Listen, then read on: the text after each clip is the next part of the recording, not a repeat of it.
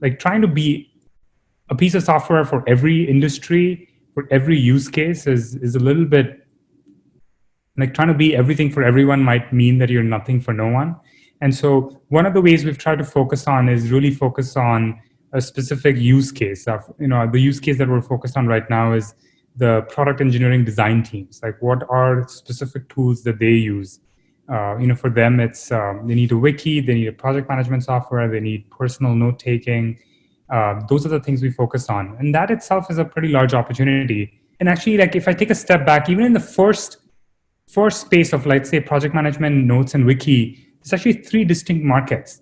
Like on the notes, you can talk about, there's Evernote. Obviously, there's, that's kind of a certain size of business that you can look at in terms of how much a note-taking tool can go.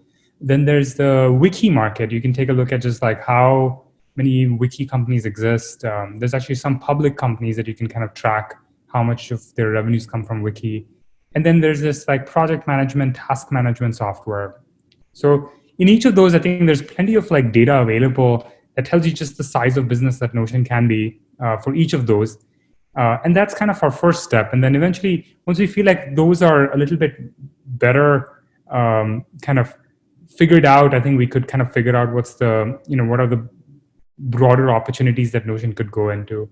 And so I think in terms of how it relates to other founders, I would just say, I think think about your TAM is maybe kind of like what is eventually like maybe 10-year TAM could be, but actually make sure that you narrow it down to like something that feels more achievable. I think when people just come in and say that, this opportunity is this $50 billion opportunity, it doesn't really kind of make a whole lot of sense unless you show the steps that it is needed to kind of get to play in that opportunity, right? Like, where does your first $20 million business come from? Where does the $200 million business come from? Where does the $2 billion business come from? Like, what are the different spaces that you need to play?